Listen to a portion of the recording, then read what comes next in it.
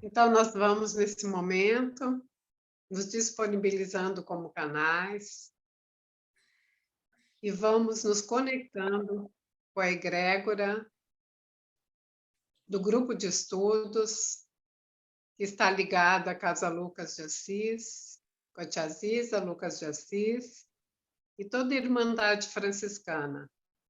Nesse momento, a gente agradece essa oportunidade de estarmos reunidos para esse estudo de elevação, de conhecimento, de autoconhecimento e de fortalecimento, né, dos nossos conhecimentos, das nossas vivências e experiências, e que cada um possa fazer bom uso do que está aprendendo nesse momento.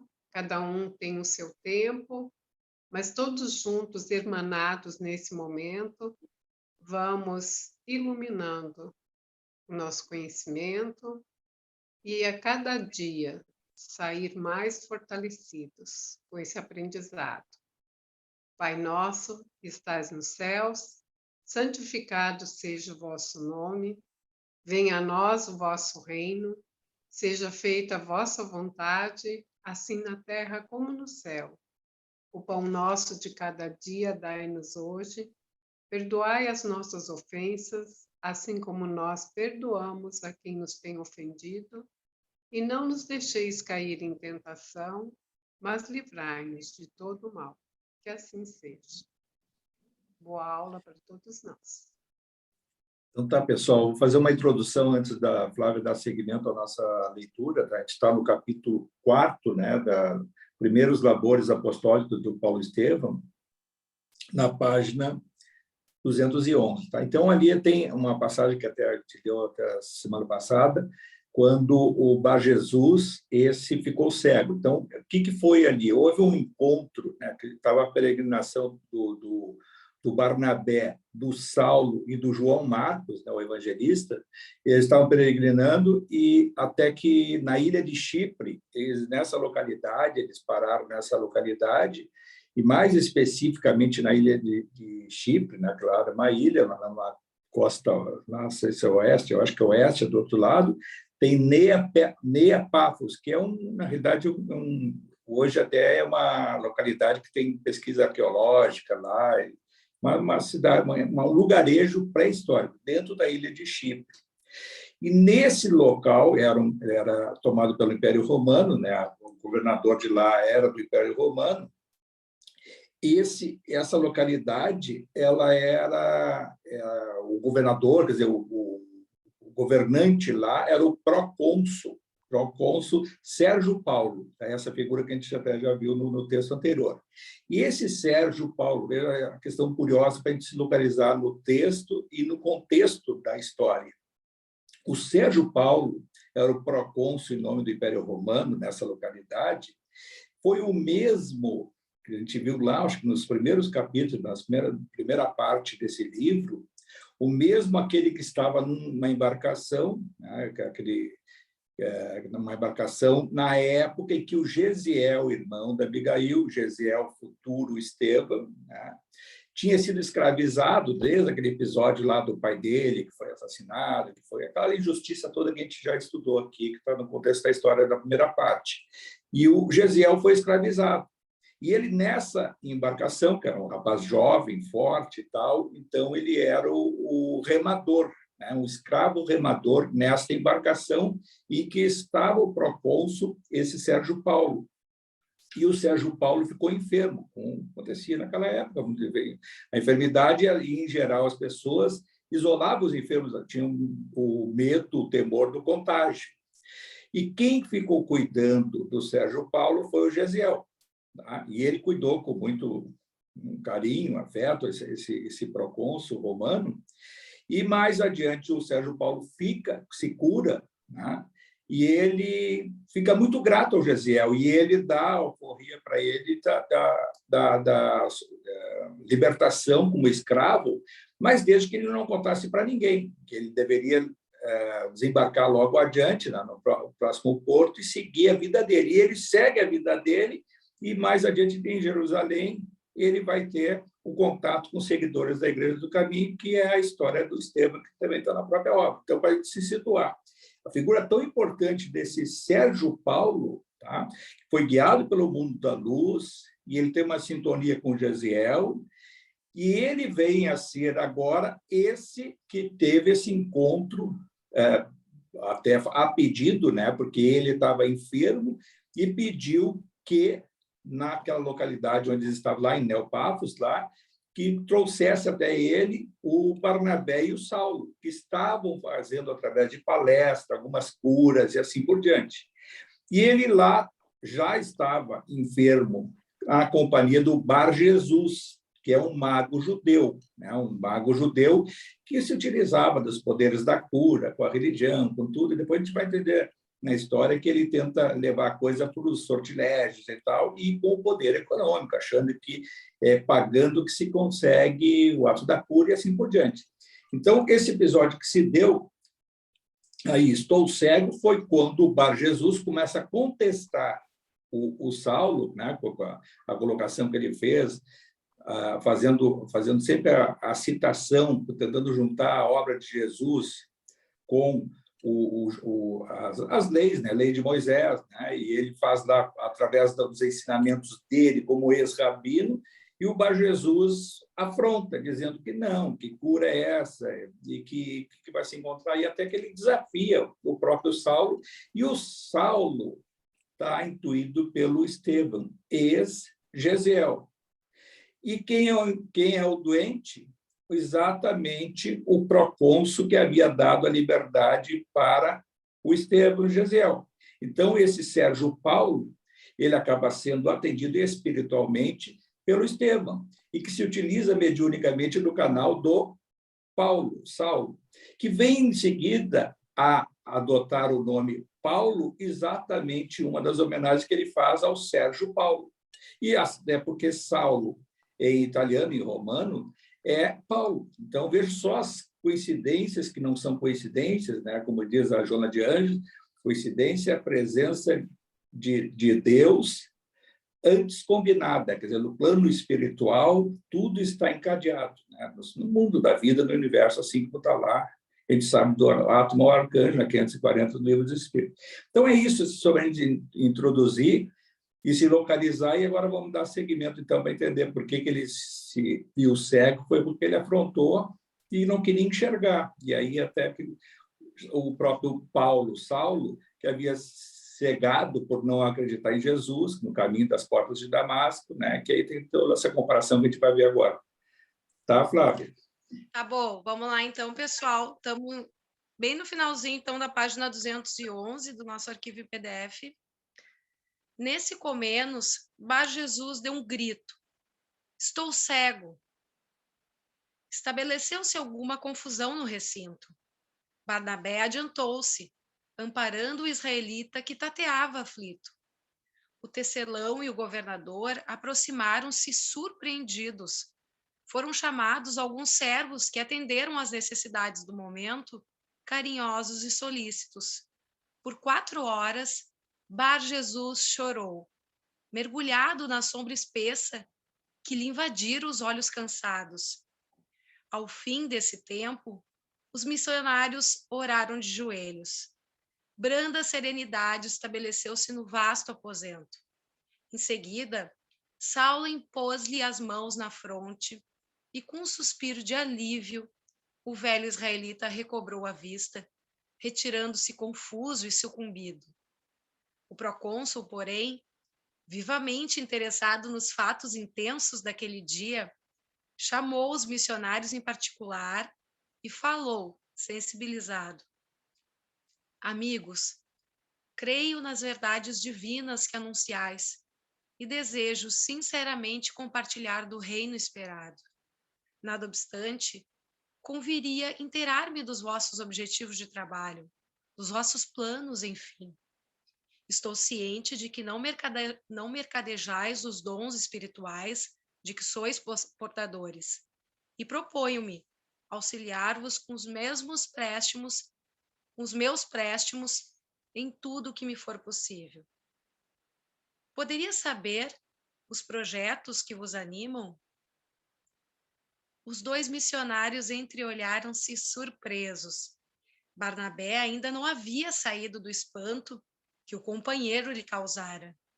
Saulo, por sua vez, mal dissimulava o próprio assombro pelo auxílio espiritual que obtivera no afã de confundir os maliciosos intuitos de Bar-Jesus.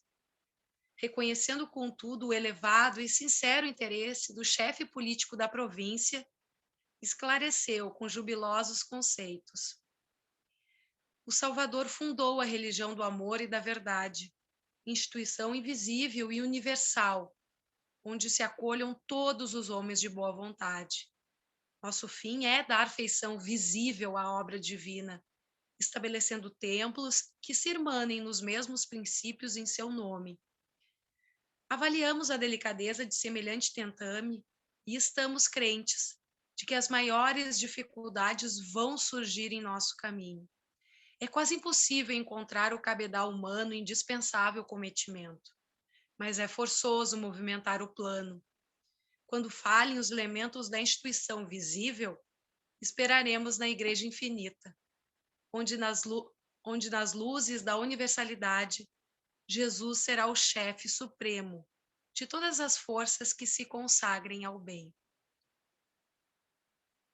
Trata-se de sublime iniciativa, aparteou o procônsul, evidenciando nobre interesse.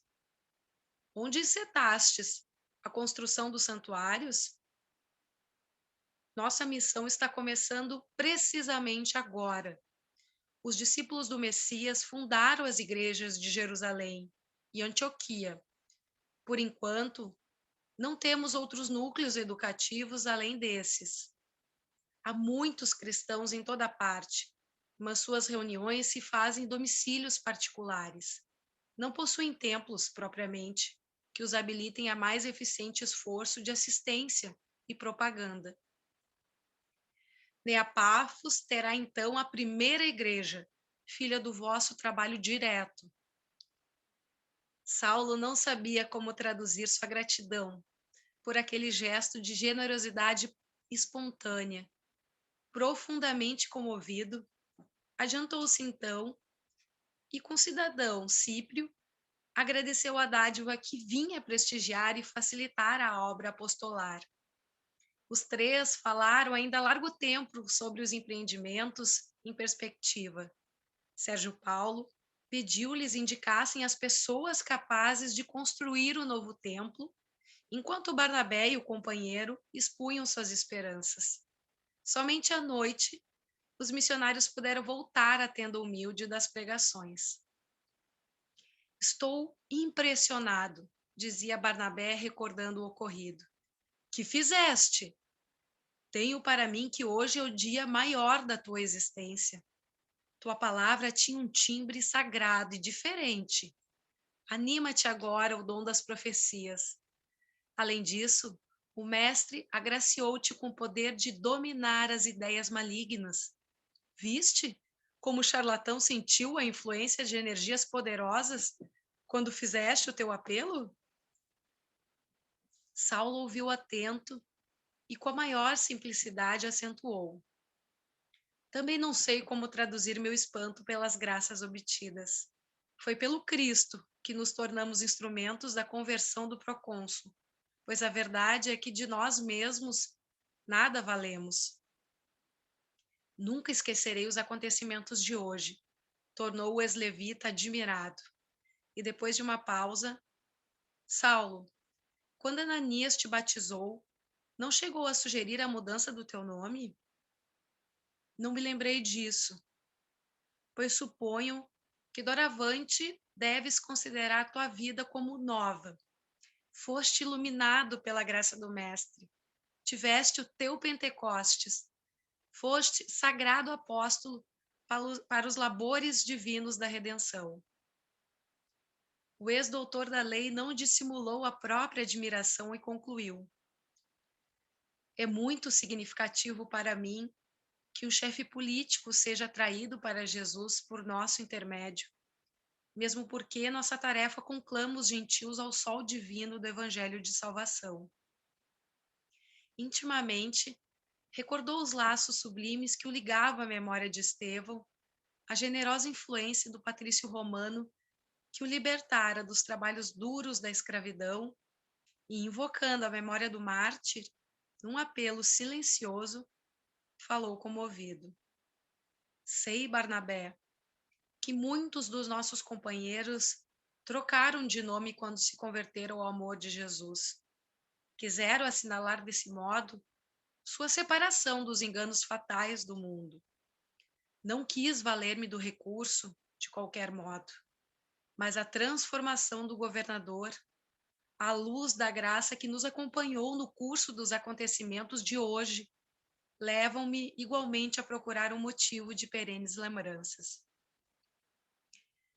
Depois de longa pausa, dando a entender quanto refletira para tomar aquela resolução, falou: Razões íntimas, absolutamente respeitáveis, obrigam-me a reconhecer doravante um benfeitor no chefe político desta ilha. Sem trocar formalmente meu nome, passarei a assinar-me a Romana. Muito bem, respondeu o companheiro. Entre Saulo e Paulo, nenhuma diferença existe, a não ser a do hábito de grafia ou de pronúncia. A decisão será uma formosa homenagem ao nosso primeiro triunfo missionário junto dos gentios, ao mesmo tempo em que constituirá agradável lembrança de um espírito tão generoso. Nesse fato, baseou-se a mudança de uma letra no nome do ex-discípulo de Gamaliel. Caráter íntegro e enérgico, o rabino de Jerusalém, nem mesmo transformado em modesto tecelão, quis modificar, portas adentro do cristianismo, a sua fidelidade inata. Se servir a Moisés como Saulo, com o mesmo nome haveria de servir igualmente a Jesus Cristo. Se errara e fora perverso na primeira condição, aproveitaria a oportunidade dos céus, corrigiria a existência e seria um homem bom e justo na segunda. Nesse particular, não chegou a considerar qualquer sugestão dos amigos. Fora o primeiro perseguidor da instituição cristã, verdugo inflexível do proselitismo alvorocente, mas fazia questão de continuar como Saulo para lembrar-se de todo o mal e envidar esforços para fazer todo o bem ao seu alcance. Mas naquele instante, a lembrança de Estevão falava-lhe brandamente ao coração. Ele fora o seu maior exemplo para a marcha espiritual. Era o Gesiel bem-amado de Abigail. Para procurá-lo, ambos se haviam prometido ir, sem vacilações, fosse aonde fosse. Os irmãos de Corinto estavam vivos de tal modo em sua alma sensível que não era possível apagar na memória os mínimos fatos de sua vida. A mão de Jesus o encaminhara ao procônsul, o libertador de Gesiel dos grilhões do cativeiro. O ex-escravo demandara Jerusalém para tornar-se discípulo do Cristo. O ex-rabino sentia-se ditoso por ter sido auxiliado pelas forças divinas, tornando-se, por sua vez, libertador de Sérgio Paulo, escravizado ao sofrimento e às ilusões perigosas do mundo. Era justo gravar na memória uma lembrança indelével daquele que, vítima dele em Jerusalém, era agora irmão abençoado, o qual não conseguia esquecer nos mais fugazes instantes da vida e do seu ministério. Daí por diante, o convertido de Damasco, em memória do inovidável pregador do Evangelho, que sucumbira a pedradas, passou a assinar-se Paulo, até o fim de seus dias. A notícia da cura e da conversão do procônsul encheu a Pafos de grande assombro. Os missionários não mais tiveram descanso. Embora o protesto quase apagado dos israelitas, a comunidade cresceu extraordinariamente. Integrado nos bens da saúde, o chefe provincial forneceu o necessário à construção da igreja. O movimento era extraordinário. e os 2 mensageiros do Evangelho não cessavam de render graças a Deus. O triunfo cercava-os de profunda consideração, quando Paulo foi procurado por Bar Jesus, que lhe solicitava uma palavra confidencial. O ex-rabino não hesitou.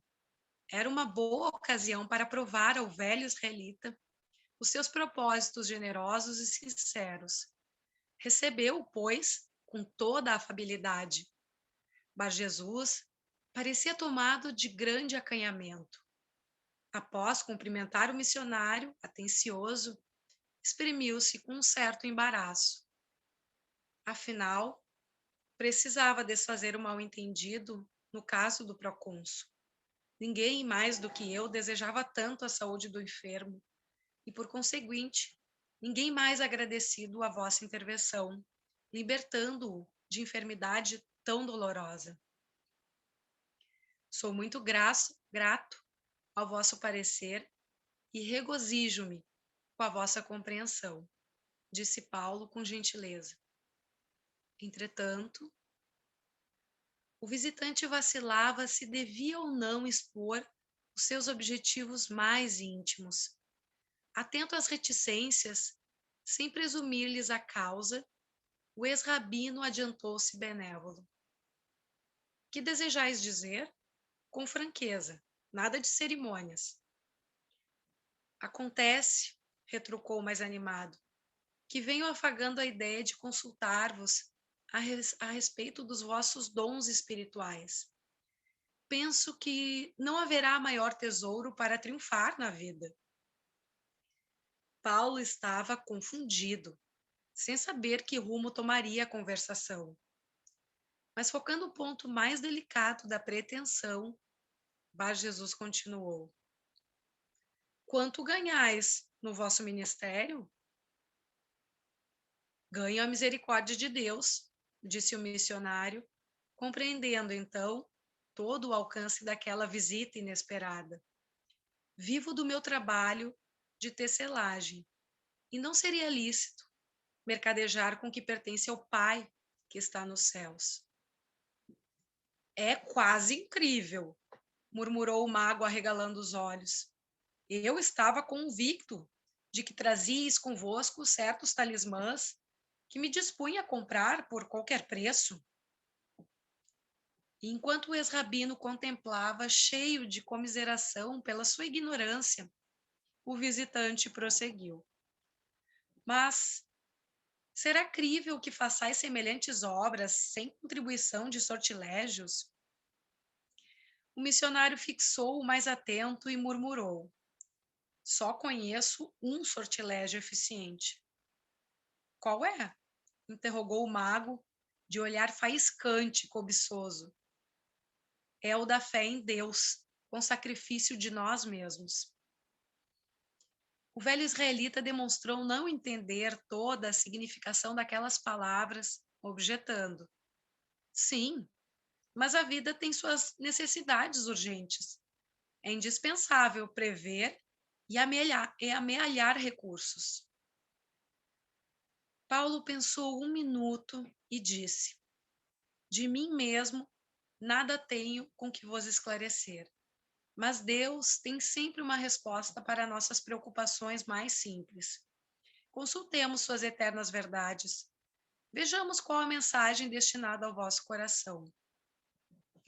E abrir o evangelho conforme o seu costume, quando o visitante observou. Nada conheço desse livro. Para mim, portanto, não poderá trazer advertência alguma. O missionário compreendeu a relutância e acentuou. Que conheceis, então? Moisés e os profetas. Tomou do rolo de pergaminhos onde se podia ler a lei mitiga e o deu ao velho malicioso para que o abrisse em alguma sentença ao acaso, segundo os hábitos da época. No entanto, Bar Jesus, com evidente má vontade, acrescentou. Só leio os profetas, de joelhos. Podeis ler como quiserdes, porque o ato de compreender é o que nos interessa antes de tudo. Assinalando suas pretensões farisaicas, o charlatão ajoelhou-se e abriu solenemente o texto, sob o olhar sereno e perquiridor do ex-rabino. O velho israelita fez-se pálido, esboçou um gesto para se abstrair da leitura, mas Paulo percebeu o movimento sutil e, aproximando-se, falou com alguma veemência. Leiamos a mensagem permanente dos emissários de Deus. Tratava-se de um fragmento dos provérbios que Bar Jesus pronunciou em voz alta com enorme desapontamento. Duas coisas te pedi. Não mas negues antes que eu morra. Afasta de mim as vaidades e as mentiras.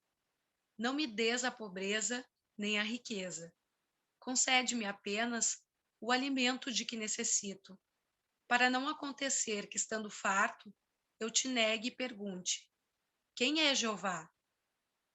Ou que, estando pobre, me ponha a furtar e profane o nome de Deus. O mago levantou-se atarantado. O próprio missionário estava surpreso.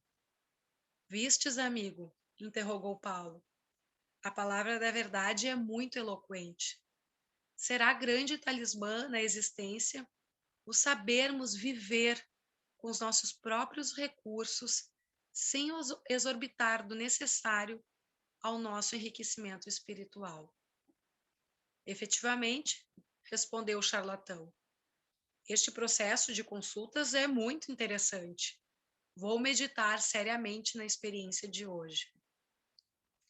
Logo em seguida, se despedia depois de mastigar alguns monossílabos que mal disfarçavam a perturbação que todo o empolgara.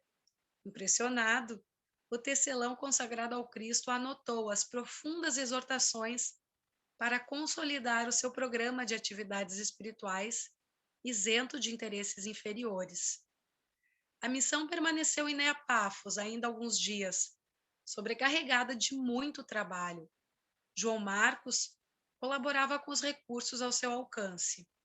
Todavia, de vez em quando, Barnabé surpreendia-o entristecido e queixoso. Não esperava encontrar tão vultuosa cota de trabalho. Mas, assim é melhor, acentuava Paulo. O serviço do bem é a muralha defensiva das tentações. O rapaz conformava-se. Contudo, sua contrariedade era evidente.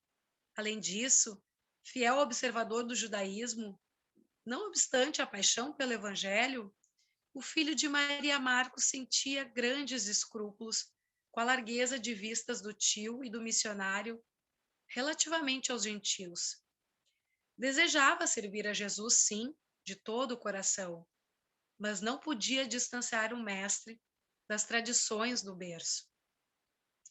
Enquanto as sementes lançadas em Chipre começavam a germinar na terra dos corações, os trabalhadores do Messias abandonavam Neapafos, absorvidos em vastas esperanças.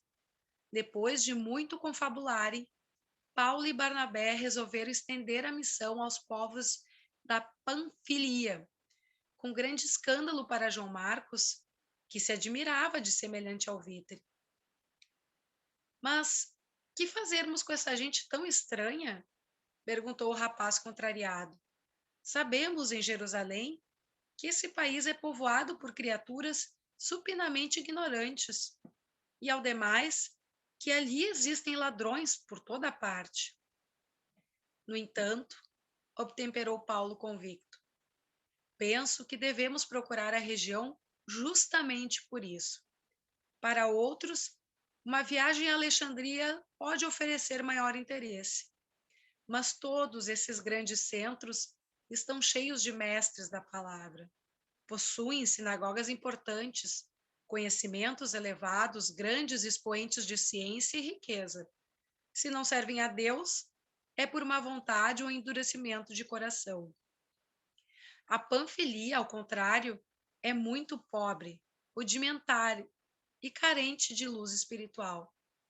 Antes de ensinar em Jerusalém, o mestre preferiu manifestar-se em Cafarnaum e noutras aldeias quase anônimas da Galileia.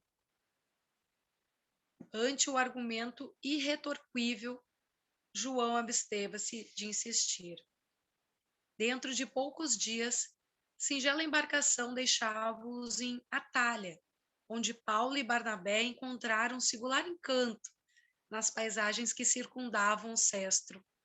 Nessa localidade muito pobre, pregaram a boa nova ao ar livre, com êxito imenso.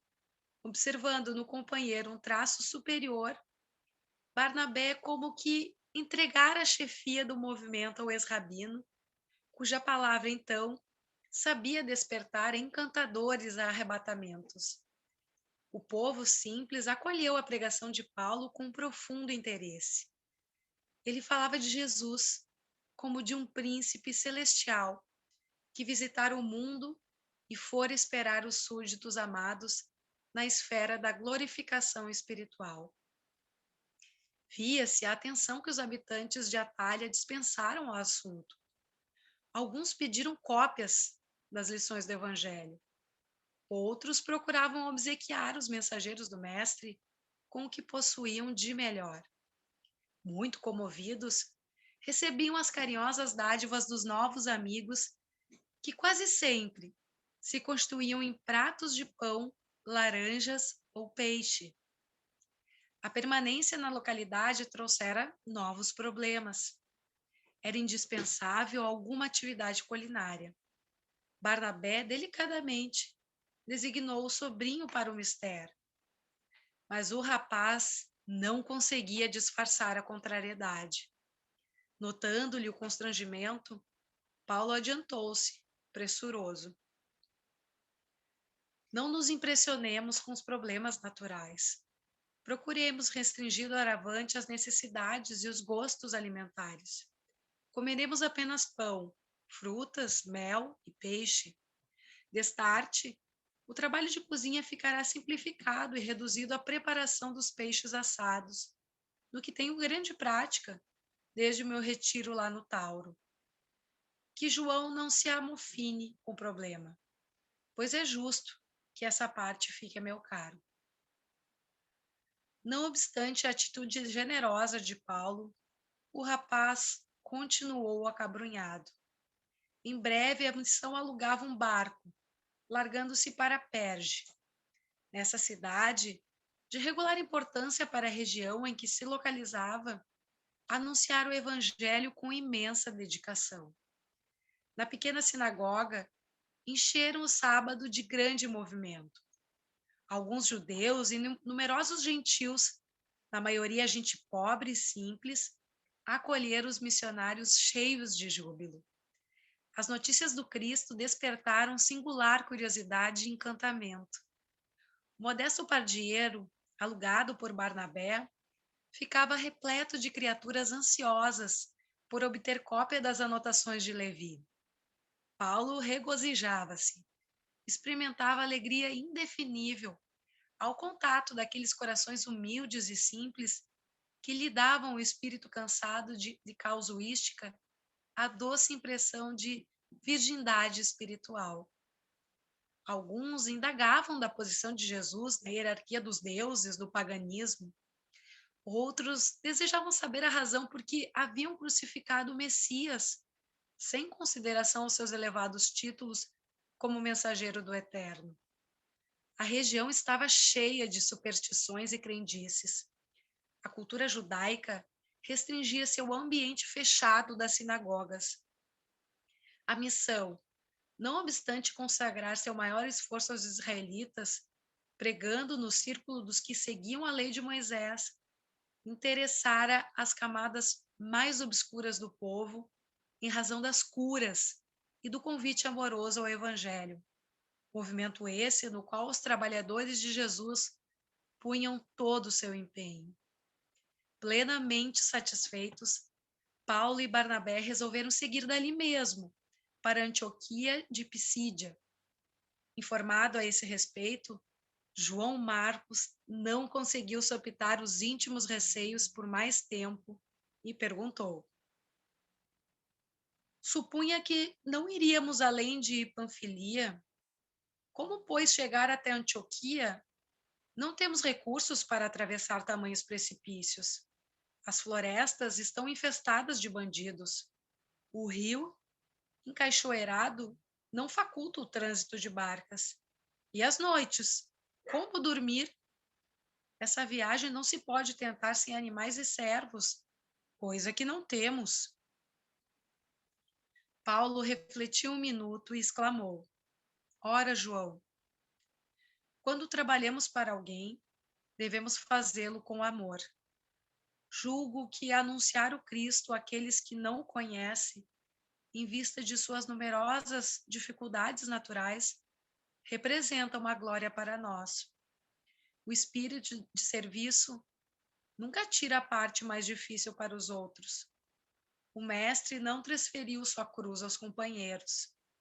Em nosso caso, se tivéssemos muitos escravos e cavalos, não seriam eles os carregadores das responsabilidades mais pesadas no que se refere às questões propriamente materiais?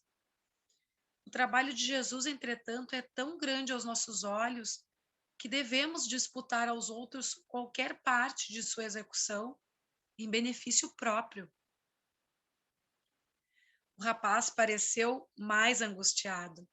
A energia de Paulo era desconcertante. Mas não seria mais prudente, continuou muito pálido, demandarmos Alexandria e organizar pelo menos alguns recursos mais fáceis? Enquanto Barnabé acompanhava o diálogo com a serenidade que lhe era peculiar, o ex-rabino continuou: Dás demasiada importância aos obstáculos. Já pensaste nas dificuldades que o Senhor certamente venceu para vir ter conosco?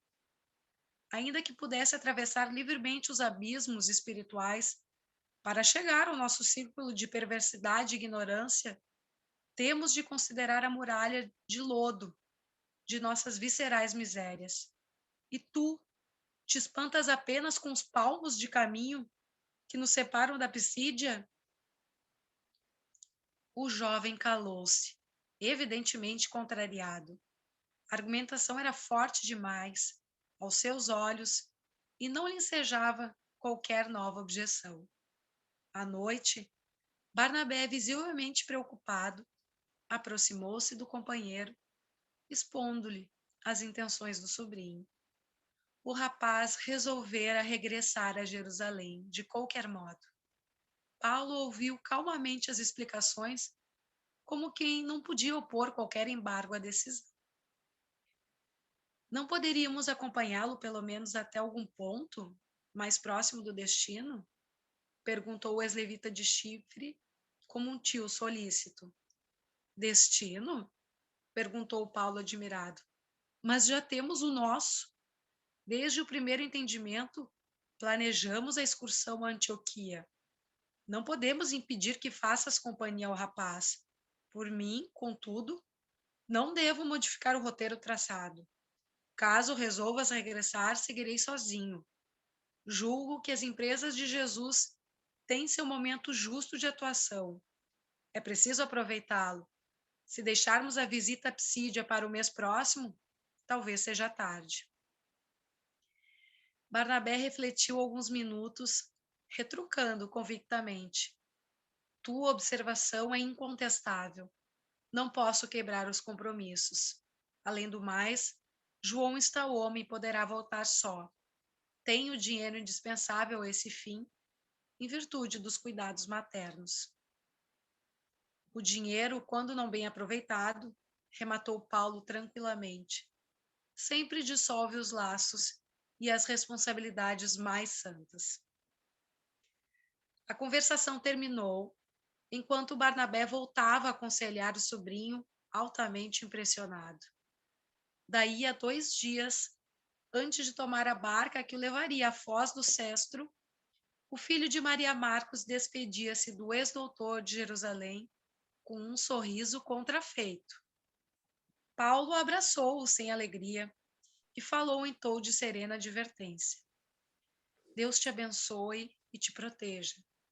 Não te esqueças de que a marcha para o Cristo é feita igualmente por fileiras.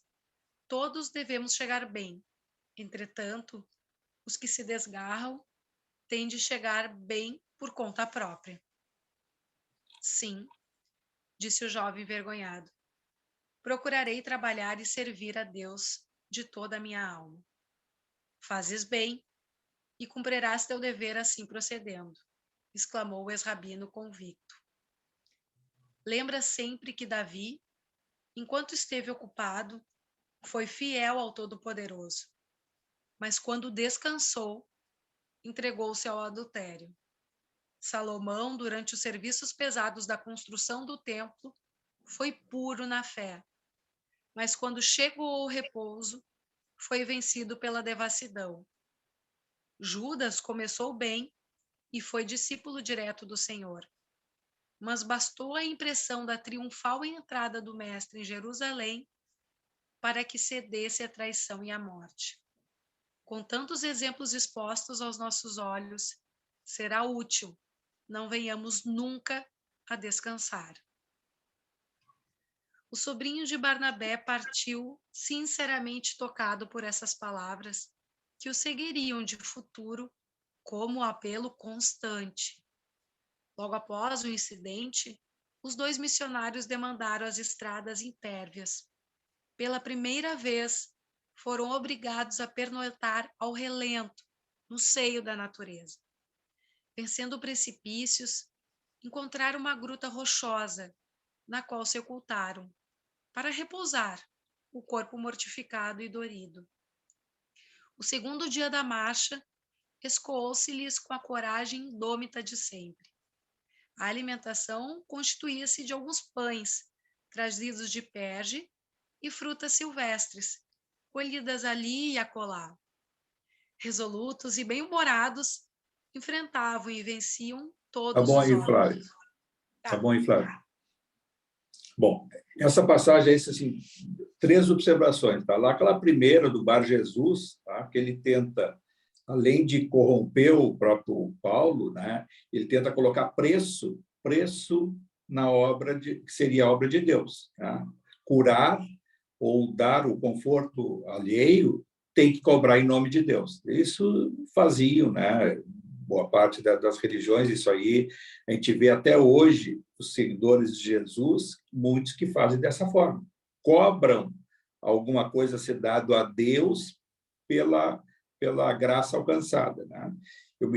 A gente pensa assim que isso aí só tem nas igrejas. Eu me lembro, nunca me esqueço, uma pessoa até que já faleceu, um conhecido, não sei qual, e mandou lá no centro espírita lá para ser atendido lá por nós lá na casa. E eu me lembro que até dei uma palestra naquele dia, e aí na saída, até por costume, ficava na frente ali, né, recebendo as pessoas, e esse senhor ficou até lá a calçada e chamou ali, depois, muito curioso, porque nunca tinha ido a um centro espírita, e ele tinha sido encaminhado por uma outra pessoa, porque ele estava com um problema de saúde, desencarnou por esse problema, tinha um tumor, e depois, com a evolução toda, veio a falecer.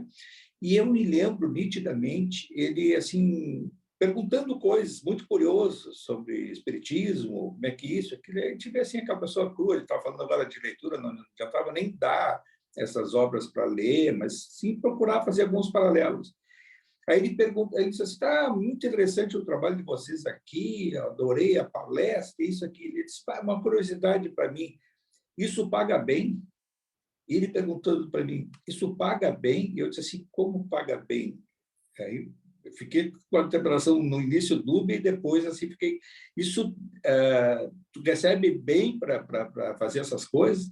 Eu disse assim, não estou entendendo isso, porque é o contrário, deveria até pagar, quem pode tem que pagar e pagar muito para essa casa funcionar e tal. E aí ele, não, desculpa a pergunta, eu não sei se eu demonstrei alguma coisa para ele diferente, mas aí eu fiquei pensando, ele até me diz assim, não, porque esses líderes, essas coisas, tudo são bem pagos, né? Aí fazendo a relação com os pastores das igrejas. E realmente né? Porque no Brasil, religião, igreja é um grande negócio. Tem 2 grandes negócios no país, né, que são muito bons. Partido político, né, quem consegue constituir um partido que tem financiamento público, isenção total, e pode ser até remunerar os seus líderes, e igreja. A igreja tem isenção de impostos e ela passa a ser um grande negócio, mesmo que seja uma igreja pequenininha, não existe o tamanho. A partir ainda tem o mínimo que tem que ter, né? Agora, a igreja pode constituir uma sociedade civil, e essa sociedade civil, tudo que tiver de bens é isento de impostos.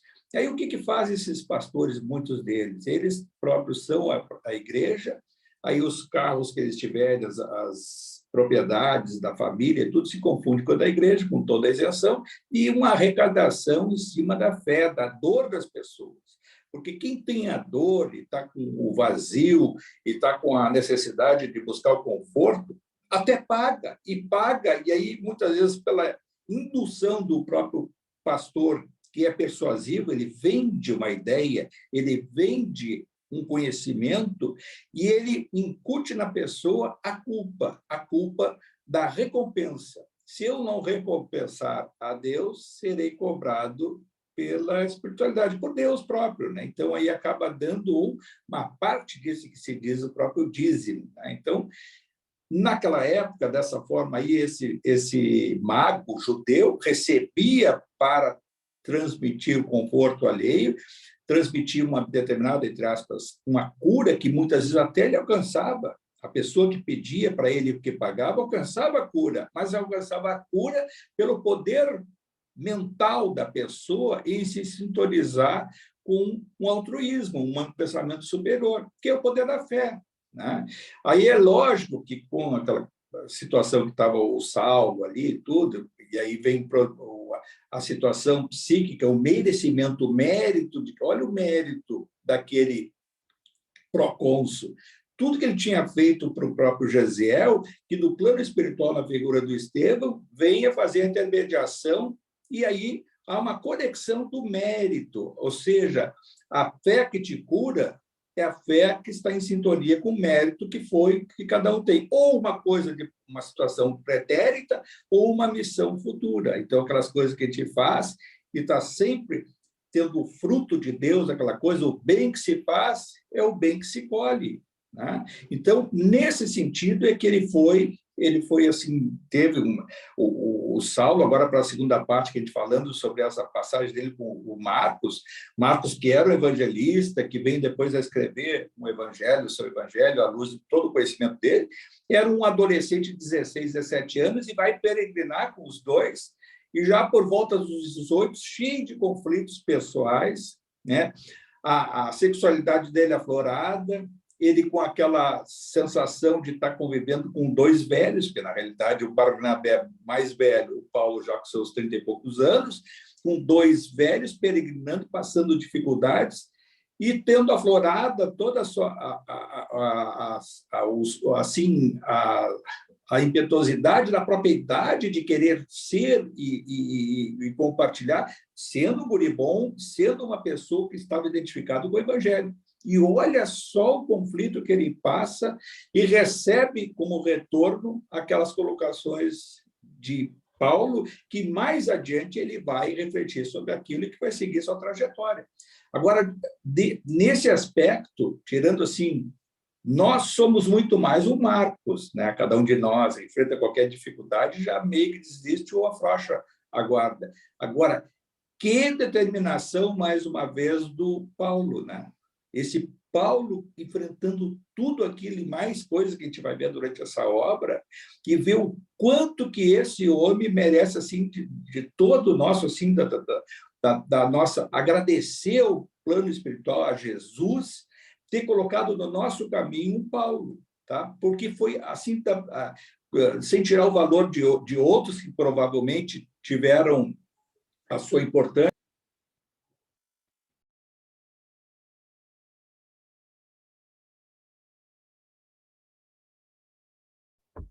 Francisco caiu. Vamos aguardar um pouquinho.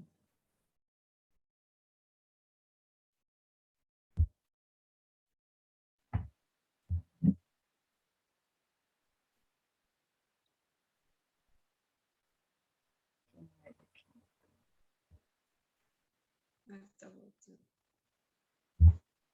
Deve ter.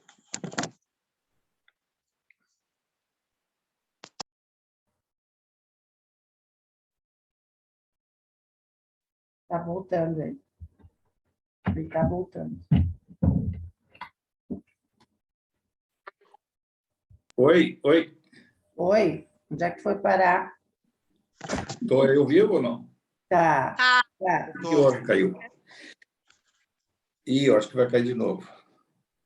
Bom, então eu estava falando do Paulo, né? Nós agradecer o plano espiritual ter colocado Jesus na nossa vida, porque graças ao Paulo, a gente sempre insiste, já disse várias vezes aqui, o cristianismo saiu de Jerusalém, mesmo Jerusalém que volta o Marcos, agora o João Marcos volta para lá, e aí olha só a sabedoria do Paulo, que ele vai voltar para Antioquia, onde ele já tinha deixado a primeira grande semente da igreja. E ele tem que retornar lá e adiante nós vamos ver, começam os conflitos pessoais.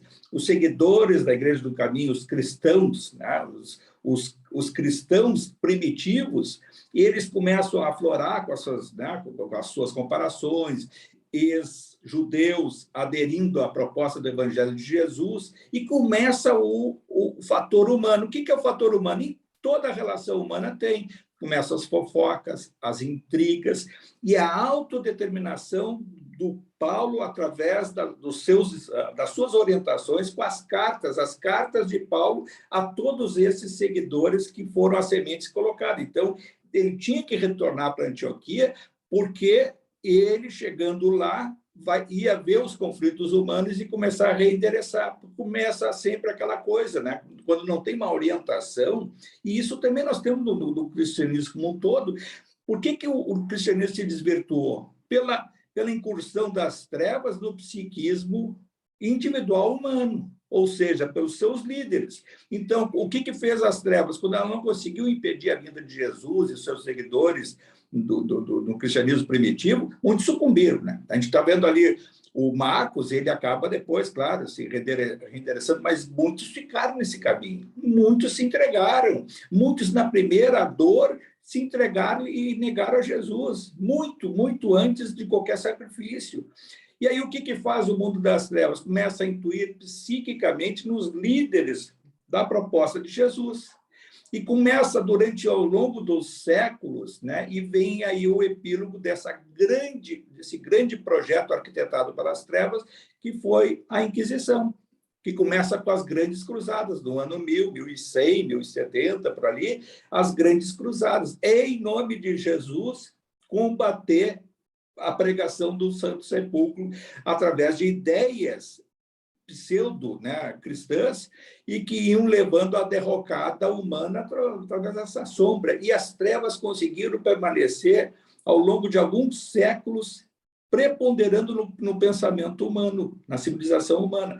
Mas aí vai dizer assim, mas esse processo aí, por que o mundo da luz deixou? É uma necessidade do processo evolutivo, porque muitas cidades espirituais na crosta terrestre inferior estavam aprisionadas, até está no Evangelho de João, né, no Apocalipse de João, que foram aprisionadas e impedidas de reencarnar. E havia uma necessidade do mundo da luz em permitir que esses espíritos reencarnassem para seguir o seu caminho evolutivo.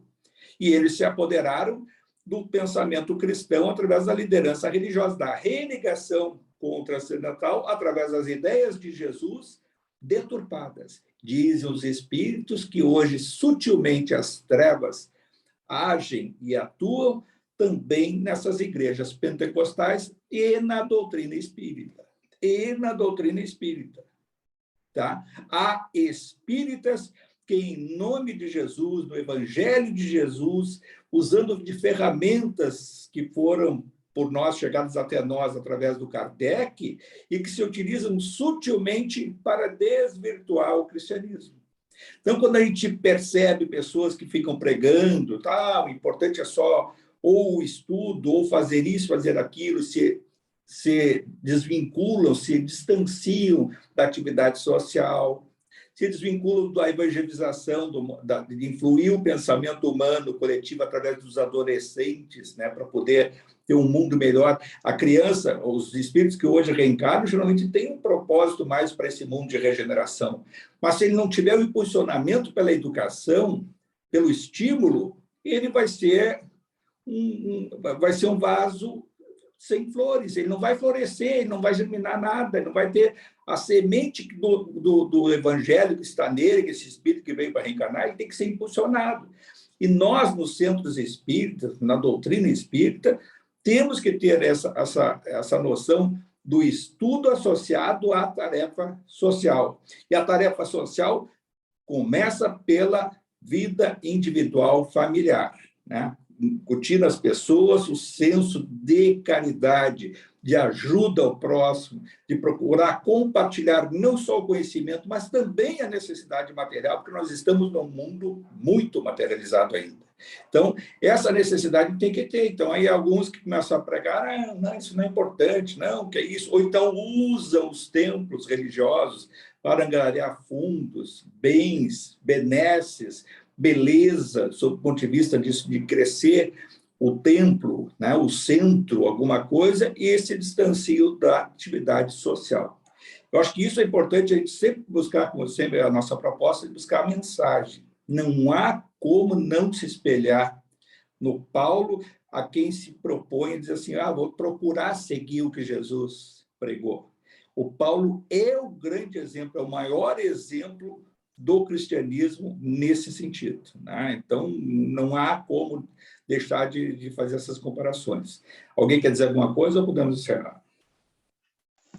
Eu achei muito legal ali o finalzinho, Francisco, do alerta do Paulo para o Marcos, da coisa ele deu vários exemplos de tu ficar na inércia, né, de tu evitar a dificuldade, o quanto isso tu fica totalmente conectado com uma tentação, né? Tu tá afadado a ter uma queda, uma derrocada, quando tu resolve relaxar e evitar a dificuldade. Isso é muito real na nossa vida, né? Sem relaxar, a gente já recebe essas incursões do mundo inferior. Agora, relaxando, abrindo a guarda, então aí a derrocada é praticamente o objetivo final. Mas como também os erros, o mundo, né, o universo sempre nos dá a permissão, a possibilidade de retomar a nossa trajetória. Felizmente, a gente erra, persiste no erro, reincide no erro e vamos nos levantar. A gente pensa hoje que hoje a gente está acordando, nós já estamos acordando num processo nosso persistente no erro. E as nossas futuras encarnações, sim, a partir de agora, talvez a gente vá ser um pouquinho mais inspirado a ir direto para esse caminho do bem e não ter que estar caindo pela dor ou acabar se entregando para as tentações da própria vida, que é o que nos rodeia no nosso dia a dia, né? Mas só tem uma forma, é a cada dia, cada momento, refletir, meditar e fazer esse balanço nosso do que eu tenho sido melhor, pior, onde é o ponto que eu tenho que melhorar como pessoa. Então, melhorando como pessoa, nós influímos no nosso meio, né? Seja familiar, social, aonde for. E é essa a nossa grande tarefa, e é a tarefa mais ainda quando se sabe essas ferramentas, sabe mais do plano espiritual, conhece, percebe um pouco mais do universo, a responsabilidade nossa é bem maior. A quem muito foi dado, muito será cobrado, né? E dai de graça o que de graça recebeu. Então, vamos elevar nosso pensamento agora ao alto e no momento de gratidão, sempre renovando a nossa gratidão ao plano espiritual superior, agradecer a Jesus, aos seus mensageiros, aos seus instrutores que nos acolhem, a nossa casa, Lucas de Assis, aos nossos mentores que sempre nos inspiram, e a eles nós redobramos o nosso compromisso de seguir essa trajetória, agregando conhecimento para poder compartilhar, não só através da educação, como também nas nossas atitudes no nosso dia a dia. Pai nosso que estais no céu, santificado seja o vosso nome. Venha a nós o vosso reino. Seja feita a vossa vontade, assim na terra como no céu. O pão nosso de cada dia que nos dai hoje. Perdoai as nossas ofensas, assim como nós perdoamos a quem nos tem ofendido. E não nos deixeis cair em tentações, mas livrai-me de todo o mal, Senhor, e que assim seja. É isso aí, então, pessoal. Paramos, então, para a página 219. Paramos na 219. Uhum. Vou anotar aqui. Então, tá bom. Pessoal, qualquer pergunta que vocês queiram fazer, pode mandar para mim, botem, e a Isso. gente depois responde em aula, tá bom? Tá. Tchau, gente. Obrigada, Flávia. Obrigada. E aí? Boa noite, obrigada. Tchau, tchau. Tchau, Karen. Abraço. Beijo.